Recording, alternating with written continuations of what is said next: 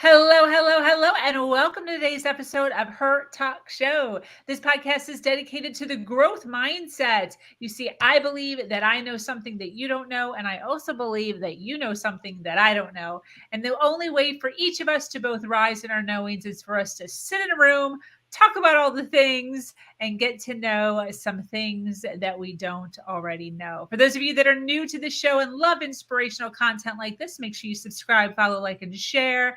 I am your host, Sabrina Victoria. Let's jump right in. We come to you every day with the best speakers, relationship coaches, spiritual mentors, trailblazers, business owners, authors, young hustlers, podcasters, entrepreneurs, fitness trainers, therapists, financial advisors, and more. We ask our guests one question. What do you know that I don't know? Get ready, because today's guest is about to change the way you view your world. This is Her Talk Show, hosted by Sabrina Victoria. Hello, and thank you for being here for this episode of Her Talk Show. We have had over 400 women grace this stage, and we are adding another one to the list today. If you are watching us live, welcome. If you are watching us on the replay, #replay, wherever you're watching us at, so we can send you some love.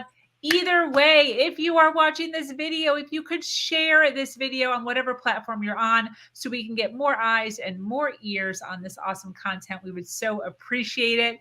Her Talk Show is here to inspire. We're here to have you thinking outside the box in no time. Today, I'm speaking with an amazing woman named Sharon Dhaliwal. Sharon is a devoted wife to her high school sweetheart, Cam, and mother to 3 children, Aviana, 3 years, Kyle, 6 years, and Jaden, 9 years, living a life in Punjabi.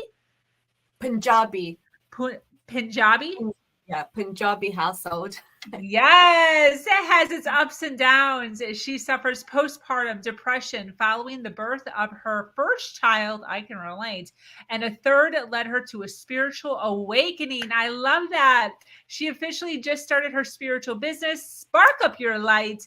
This has grown organically from an Instagram page, created for her to express herself to a healing and wellness business. She's excited to see where this next chapter of her life takes her. Yes, girl. How are you, Sharon? I'm really well. I'm really excited, and I'm so glad I've stepped out of my comfort zone in doing something like this, which I've never done before.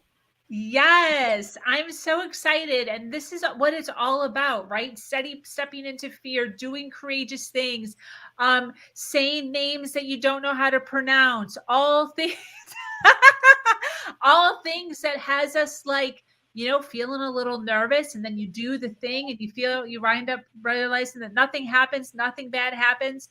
We're all good. We're all still alive at the end of it, and we can move on and move up. Totally.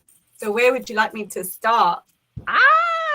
So you know what? This podcast is all dedicated to just teaching anything through storytelling, through inspirational thoughts, ideas, teachings.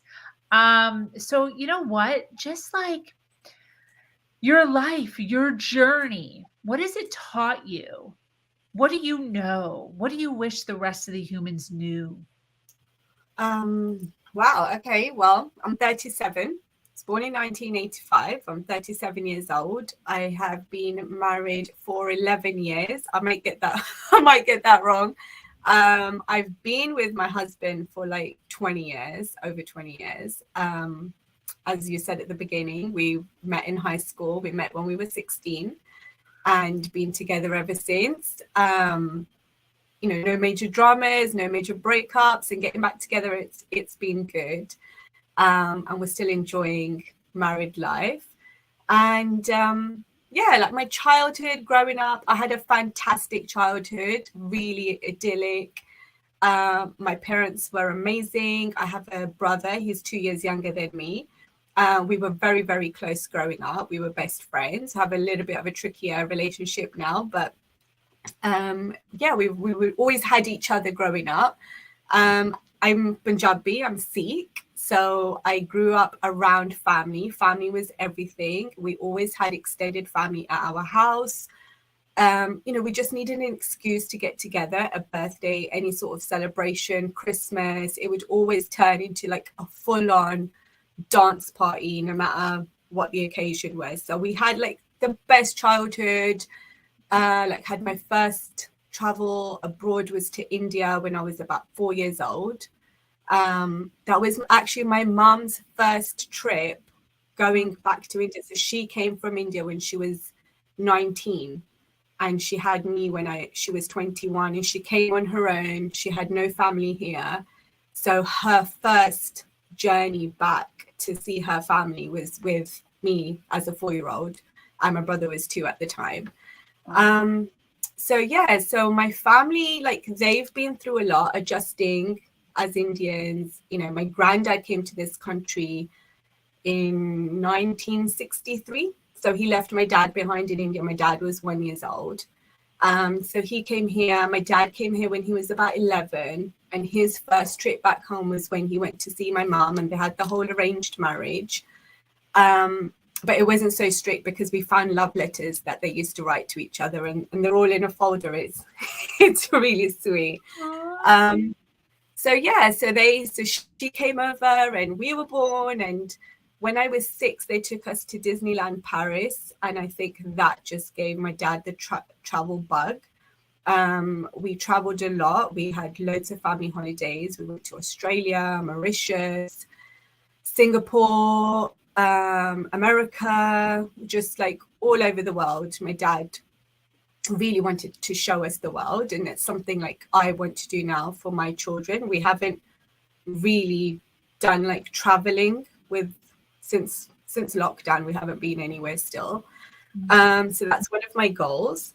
But yeah, so that was like my early years. Lots of sleepovers and spending summers and holidays with cousins and things like that. As a teenager, I wasn't too rebellious. Like, I was quite a goody two-shoes. I was like normally the elder cousin, so I was always the good one. I was always the one, like, when the adults asked what we wanted to eat or what we wanted to do, and everyone would look at me and think, like, we'll just do what Sharon wants to do. It's fine. So I was quite good. I didn't really like bunk too much school. I did meet, like I said, I met my husband when I was 16. And being Sikh and Punjabi, that was something that dating was off limits. And we weren't actually allowed to like have boyfriends and go out with boys. So I guess I was like living a double life. There was the version of me that my parents saw, what my family saw, which was like the lovely, angelic girl at home. And then there was the version of me that was like saying I was at the library, when I was like meeting friends in the park. So it was a really difficult teenage time. But like looking back, like in the moment, that was normal. Most of my friends were Indian. Most of them were in the same situation. We all understood what each other's parents were like, and we weren't allowed to do certain things. My parents didn't know I drank till like I was an adult.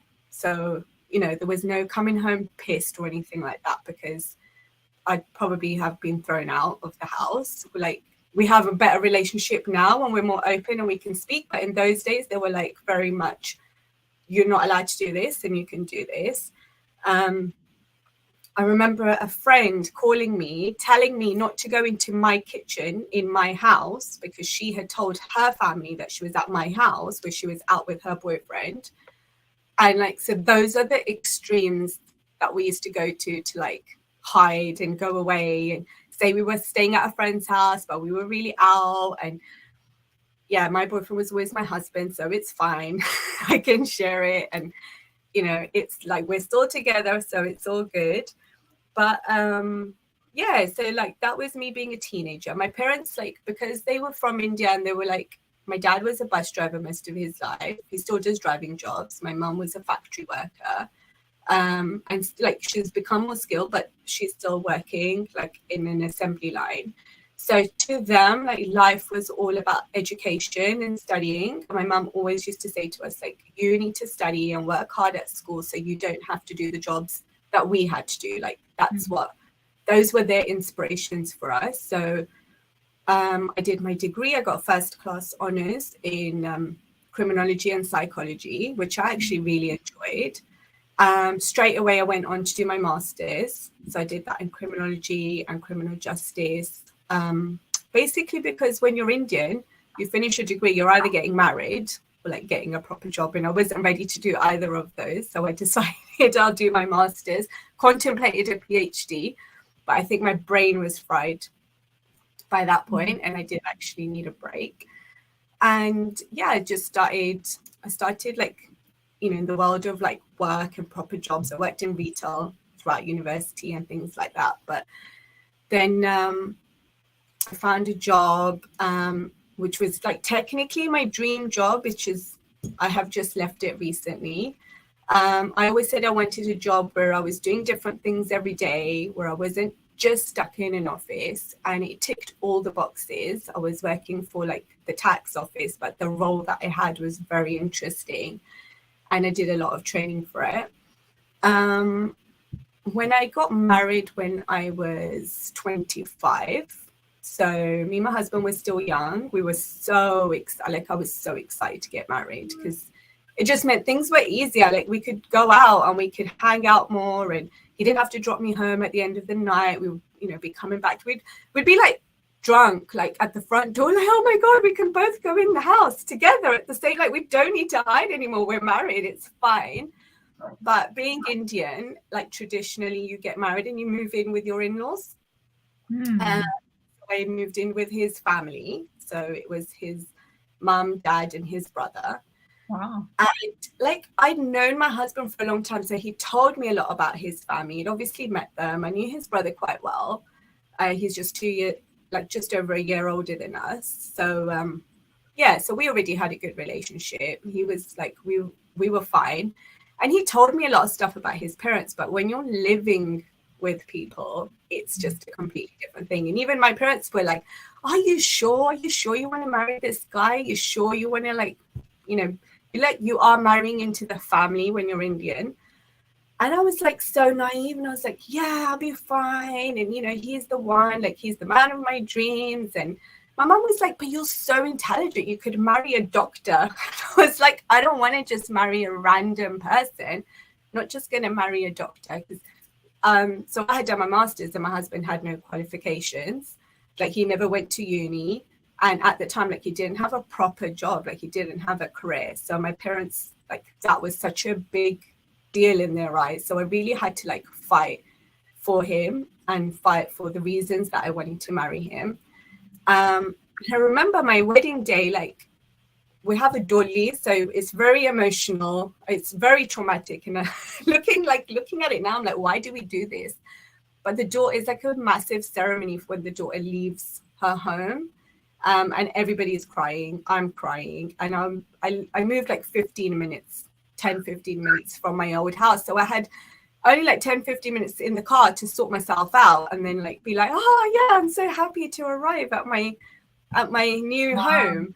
And I just remember looking at the front door and thinking, oh fuck, like, what have I done? Like, this is actually this is real. When something hits you and you're like, wow, this is my home and this is where I'm gonna live. And did you have any other options though? Was there even any other options? No, there was no other option. I was just like, that's the way we do things.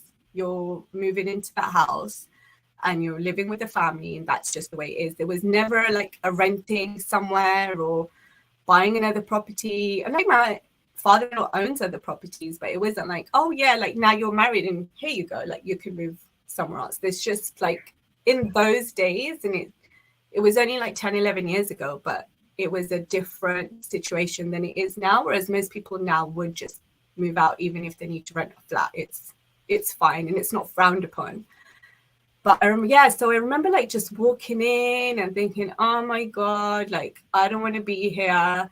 And I was only there for like an hour, and then we had to head out and like get ready for our reception. And, we stayed in the hotel the first night and we came back. And the second day, like, I went to my home, to my parents' home, and we have another ceremony the next day. And I was sitting there and I was like, this is not home either. Like, I did my goodbye. Like, I left. And I stayed by, and it didn't even, going back to my room, literally the next day after being married, it didn't feel like my room. Like I had taken all my stuff, and I was like, so I felt very lost for a very long time, because my old home wasn't home. My new home didn't feel like home. My in-laws were very, very different to my parents. My husband had like the complete opposite childhood of what I had. Like he had a good time, like he had fun, but there was a lot of drama, there was a lot of arguments, and I wasn't used to anything like that. My house was very peaceful, very quiet, nobody swore. And here they were just like, I couldn't tell if they were arguing or just talking, because they were so loud and like swearing all the time. My husband didn't have the best relationship with his parents. There was a lot of alcohol abuse. Like I've never been a massive drinker. My brother-in-law actually went to rehab for alcoholism. Both my in-laws drank a lot. They still drink, but they've come to a certain kind of level, like they know when to stop now. But yeah, so I just felt like I was thrown into like this wild, crazy family that I didn't really gel with, and I didn't feel at home. And then we had our son 2 or 3 years later, and we wanted a baby. Like we wanted to start a family. My husband and I were ready to start a family, but I was naive to what motherhood actually entails. Like I had nephews, but it was, I played with them and then I gave them back. And I didn't actually know what a newborn baby like took to look after. And my baby didn't sleep. He was constantly on the breast. That was his pacifier. Like that was his soothing. He just wanted me. He just wanted me to feed him, even if he wasn't hungry, and he'd just throw it all up. And I basically didn't sleep for 9 months, and I was exhausted. I loved my baby. Like I didn't like when someone else said anything negative about him sleeping, about his weight, about him drinking too much milk, and his lack of crawling. He was a healthy baby. So I was protective of him and I loved him, but I wasn't happy within myself. I was exhausted. I hated everybody around me. Like my husband was amazing, and if I didn't have him and we didn't have the connection and the relationship that we had, I think I would have walked out. But because of him, and he always stood by me. I would complain about his parents and I would complain about his brother, and he always listened. He understood like where I was coming from. He never got angry. Like he wasn't that protective, like, oh, that's my family and you can't talk about them like that. Like he always knew the place that I was coming from. So, looking back now, I put him in the middle of a lot of things, a lot of drama. So yeah, it was just like it wasn't a peaceful environment to be bringing up a baby. And then I used to, like, when I was out, I used to laugh. Like I turned it into a joke. Nobody would actually know that I was actually deeply unhappy, because it would be a joke, and I would joke about it and I would laugh about it, and I would tell them how much I hated my in-laws, and they used to be like, oh, Sharon, you're so hilarious.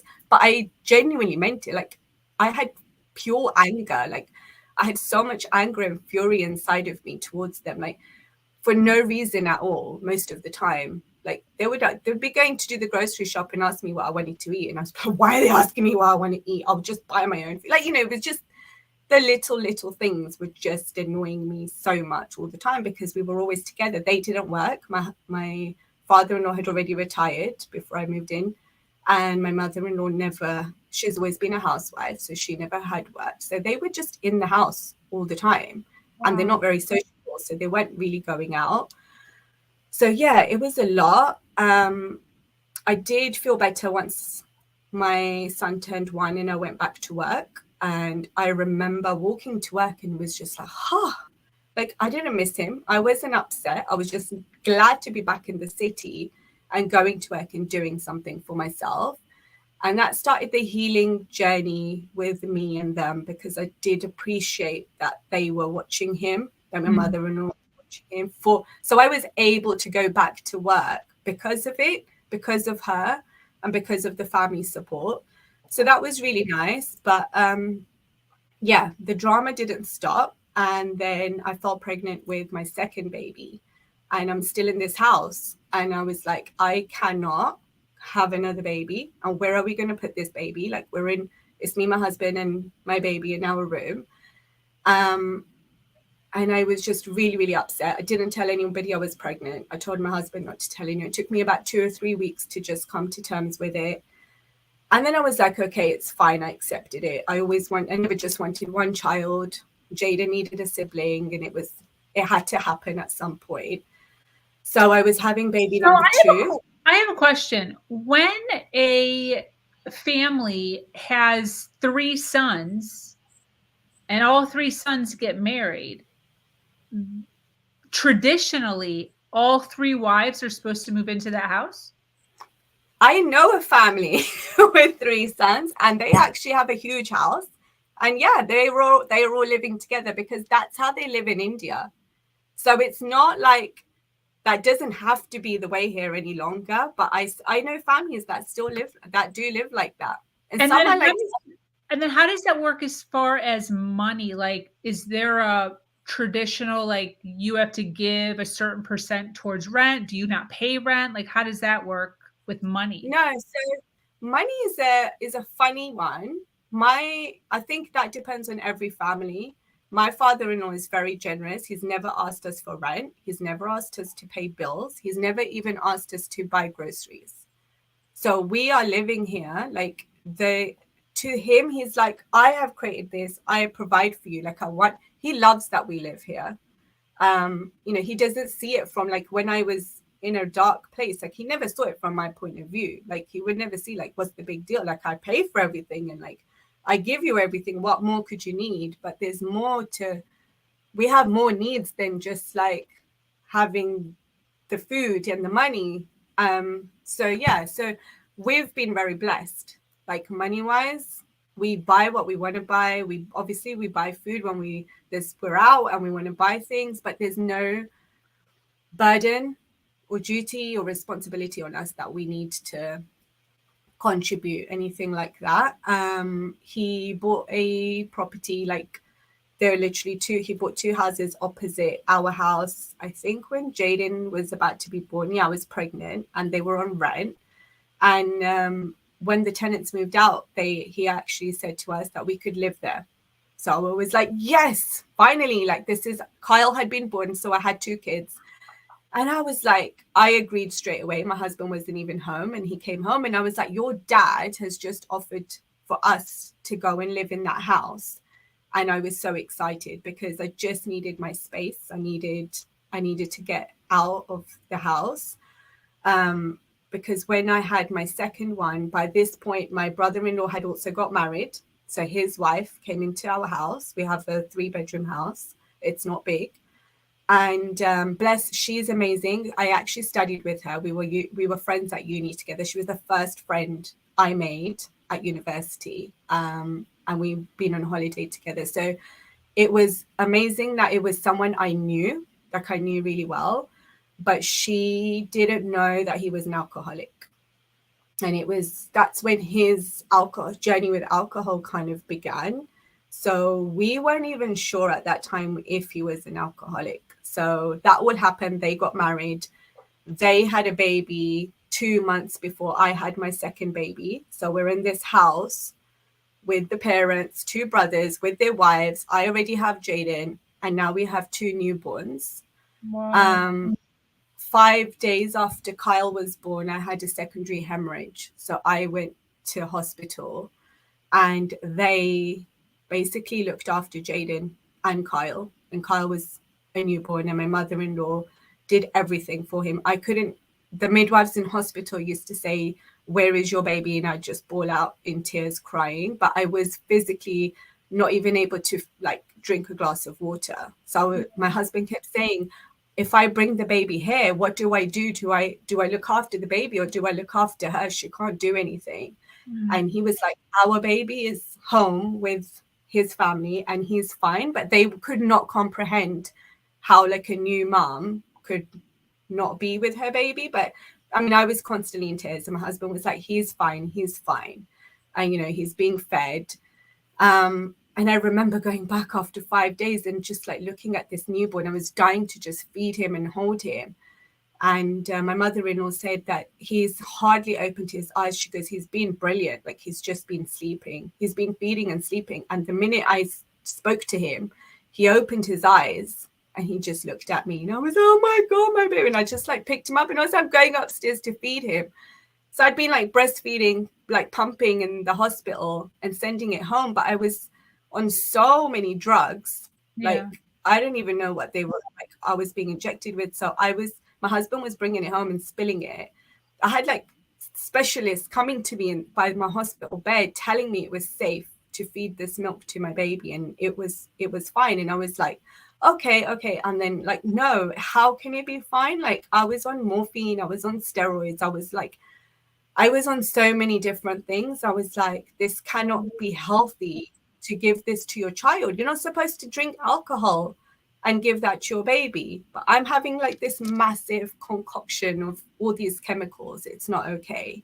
Yeah. So I've always been very like hippie, kind of very holistic. So yeah, so their relationship, basically my brother-in-laws and his wife kind of went to shit, because when she finally found out when her daughter was about 9 months old that he had a drinking problem, and that's when he went to rehab. She left with her baby the day that he left to rehab. So she went back to her parents. Yeah, but he came back and he didn't stay sober for long, and there was always drama. I would be bringing my children upstairs and putting cartoons on really loud so they cannot hear the arguments and the fights that were going on downstairs. I learned to just like switch off my emotions. So I would bring them up and I'd laugh and tell them stories and act like everything was okay. And they can hear like their grandparents shouting, they can hear their family shouting, and I'm just like acting like it's not even happening, just to block it out. We had the police in our house. I've had social services call me to see if my kids are healthy, if they have a fit mom. Like, am I being a good enough mom? Like, why am I in this environment with my children? They witnessed their uncle being arrested, which they still remember. And me and my husband went home at the time, so we were fuming when we got back, because we were like, why didn't you call us? And we just picked them up and walked out of the door, so they didn't have to like witness anything like that. But the generation that my in-laws are from, like, that wasn't like a big deal to them. Like, that wasn't a concern. So yeah, we've been through a lot. Like, I was very depressed, thought I was a victim, and that whole, why is this happening to me? I'm a good person. And when I first got married, I never used to call home because it used to make me cry, like putting the phone down. I never used to want to go see my parents, because then I didn't want to leave, but then I didn't want to stay there either. Like, I was just very, very lost. So we started renovating the house across the road when Kyle was young, like maybe he was 1 or 2 years old. And lots of things happened. The renovation started.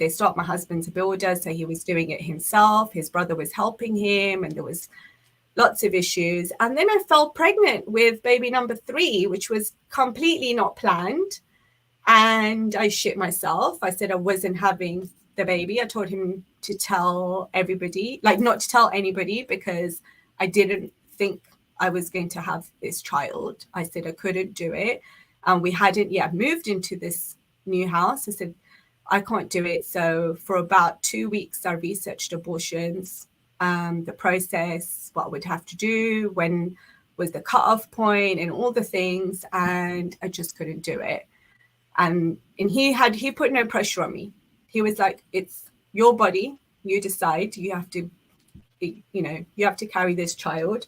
About 2 weeks later, I told him we were having a 3rd baby. And I was like, how are we going to sell roller coasters? There's always going to be a child on their own, and all these silly things that I worried about. And what kept me from like getting rid of this baby is like, what if it's the daughter? I wanted Jaden to be a girl, I wanted Kyle to be a girl. And I was like, maybe this is just meant to be. Like, maybe we are just meant to have 3 kids, but I wasn't ready.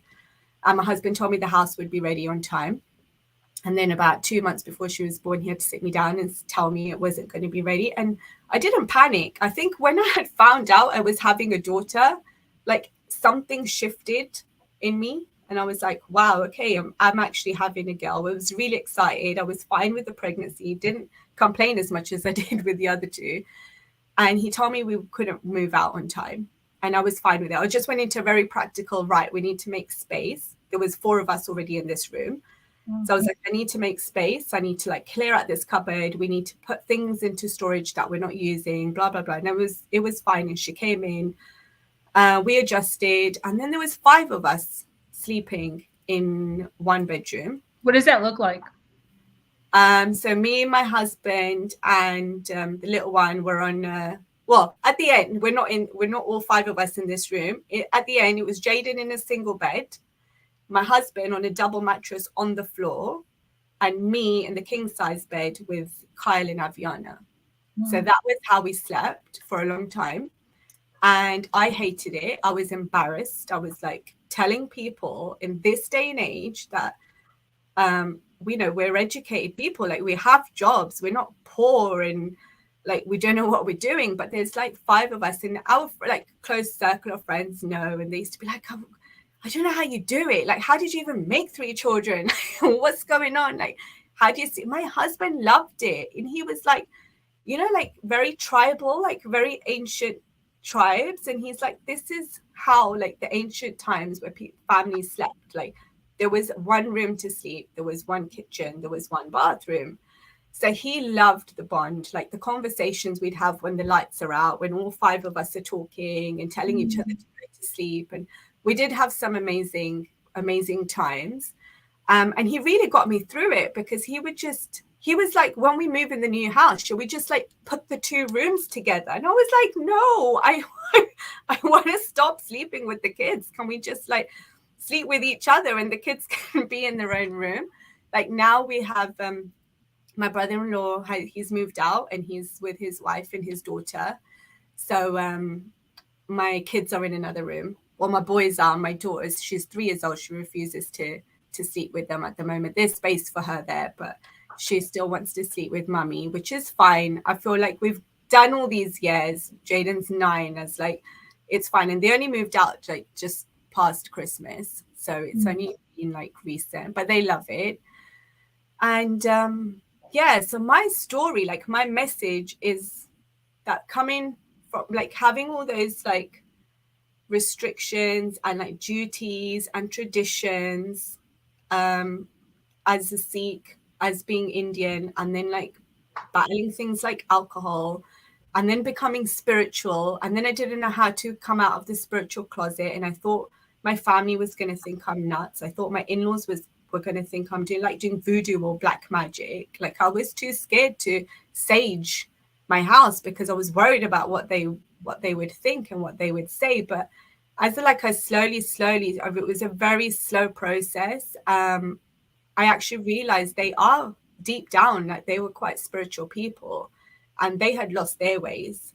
So they really embraced what I was learning. They were impressed.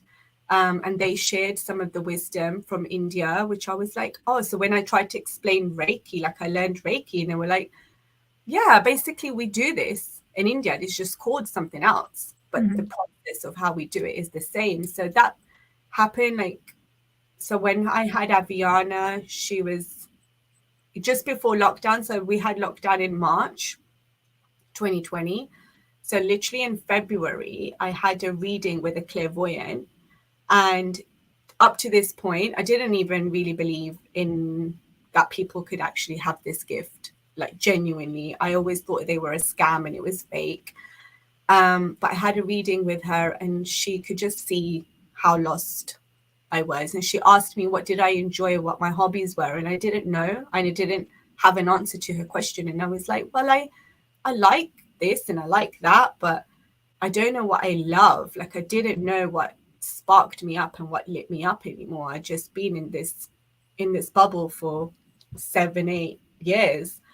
And then, so, you know, you hear these stories about people go off and discover their purpose and what is their purpose. She basically told me I had healing hands and I would be good at Reiki. And I didn't know what, like, that was just nonsense to me. Like, it made no sense. And then all the synchronicities just started to happen after that. I had no money. And then I found like a Reiki course online, which was free. So I signed up. I learned Reiki level 1 for free. I just had to pay for the attunement. I used to love, like, I looked forward to taking my little one out for her nap because I'd play a module. And then once I learned Reiki, I learned about angels. I was into crystals as a teenager. So I rediscovered crystals. I told my husband randomly one day, I was like, you know, when I was younger, I used to love crystals. And he was like, really? He's like, I never knew that about you. And I was like, yes, before we met. And then I threw them all away because I thought they were like uncool.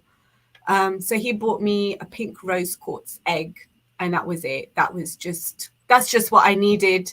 And I went crazy and I bought all the crystals and started doing research. And then I qualified as a crystal energy guide with Kyle Gray. And it was just like something within me that had just woken up. I couldn't get enough knowledge. I couldn't get enough learning. Literally my entire day, whether I was cooking, cleaning, ironing, or doing anything, I was listening to something. I was listening to a podcast. I was on a course. I was listening, like reading about something. I was just like, it was like, no, when I used to revise for my exams, I used to write notes and go over them to remember them. But this, I was just like hearing it once and I knew it. Like I just remembered, and it was just like, I just felt like, wow, this is what I'm here for. Like this sparks me up.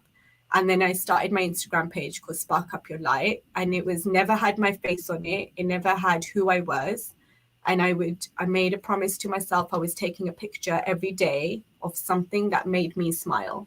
And it wasn't going to be my children.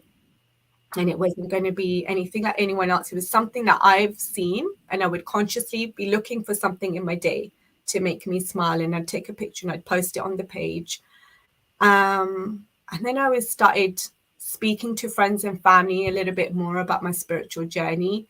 So I started to share myself on there. I set up an Etsy shop selling crystals. I started sharing with people that I could do Reiki because by then I had trained as a Reiki master, so I could do distance healing. Like, as you can imagine, I have no space here to invite anyone. I can't invite friends. There's certain friends I can invite, but we can't invite most friends to our house because we have our in-laws here. Like, well, I have my in-laws here most of the time.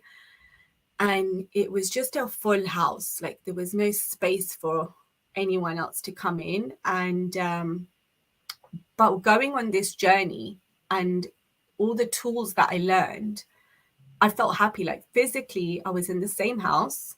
I was with the same people. Financially, I was a tiny bit better off than I was about a year ago. Like I feel like we're moving in a better place, but spiritually, energetically, mentally, and emotionally, like I'm somewhere else. Like I have healed and grown so much. And I said to my husband recently, I said, oh, if we just want to stay here, like with your parents, I can do that.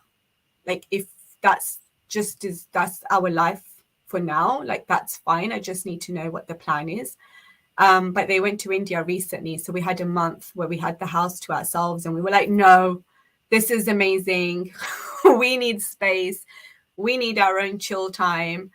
We need to move. But there was a point in my life, like when we were supposed to move into that house, I felt like the rest of my life was on pause and I couldn't go out. I couldn't enjoy myself. I couldn't spend my money on anything other than getting ready to move out of the house. And I was cancelling on friends. I was cancelling birthday parties and I was cancelling on events because all my energy was focusing on was moving into that house.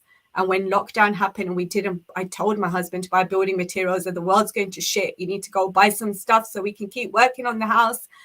and he didn't listen to me. So we spent lockdown, and it was quite liberating that we learned to live our life. Well, I did. He was fine. I learned to live my life knowing that I wasn't moving anywhere yet, because there was no, everything was closed. We couldn't buy anything. And I started to enjoy myself, and I started to just be and just spend time with my family. And that's when like my spiritual awakening all kicked off. And then I started telling people, like my family and my extended, you know, my cousins, like, I can do Reiki. They were like, what the hell is that? And I was like, it's healing, and you don't even need to be with me. You can be in another country and I can like send you healing. And then so most of my family have been my guinea pigs, and it's been amazing. And everyone has like trusted me to do that for them. It's been like an amazing journey. And I just feel like if I can get myself mentally and emotionally into this place, like anyone can do it, because I was very much the victim, crying myself to sleep, wondering what I had done to deserve this and all those things. And then when I learned that actually we choose our thoughts and we co-create our reality, like we are powerful. We can choose the emotions, and how we can like observe our emotions. Like we don't have to be the emotion. We can observe it, and we can understand it, and we can question where it's coming from. Like I never had that skill set before. And I discovered meditation. People had told me about meditation before, and I said, no, I have 3 kids and I don't have time for it. And now I realize that if you think you don't have time to meditate, you really need to meditate. And my husband really understood like the importance of it for me. I would say to him, I'm going up for 10 minutes just to meditate before I give the kids a bath, so I can just be zen and I'm not shouting at them for like, because I'm tired. Like I need them to now go to sleep so I can chill. So like meditation got me through so much. And then like not feeling guilty to practice self-love and allowing my cup to overflow, so then I could be a better mom and a better wife and a better sister. Like recently I left my part-time job. You know, I started to hate my job, and I was like, you know, with the spiritual awakening, it didn't balance and it didn't match up to who I was anymore. And I envied the people that could have a spiritual awakening and still hold a 9-to-5. And like, I was like, no, I need to like fully step out of this matrix, and I need to be authentic to myself. I want to do this work full time. I want my Etsy shop to grow. I want to have Reiki. I want to have healing clients. And my husband was fully supportive of my vision. And, you know, he's been working full time and providing for me financially. Whereas before it was the other way around. He was always in and out of work, and he's an electrician, and he was always doing different types of construction jobs. Whereas now he's solidly in work and bringing the money in, so I can be and do what I need to do. And he was just like, babe, I just want you to look after the kids. Like, I just want you to be happy and healthy and make sure our kids are okay. Like, that's all I need you to do. I don't need you to start a business. I don't need you to make any money. I don't need you to do anything else. So it's been amazing that I don't have to be like pushy. I don't have to sell, and I don't have to be like, I don't have to worry. Like, it's just, I can let it happen naturally and organically and just let it grow. And, you know, like learning that we are magical, like expecting something magical. Like, I love to wake up and say to my kids, what magic are we going to see today? Like, what magic is going to happen? And they laugh at me and they're like, think I'm nuts. But secretly, like, they love it. And I just like thinking like that. Like, when we had no money, we used to we'd spend on things, and we used to, knowing that we shouldn't really buy it, but something that we need. And me and my husband would say, well, there's our magic money. We're just going to use our magic money. We're going to buy the things that we need to buy, and somehow we're going to be okay. You know, we had a time when the kids were going to the school fair, and we had no money. Like, I had no money in my account and the kids are so excited because the teachers have been talking about it, and, you know, they're hyping them up, and they're going to the school fair after school.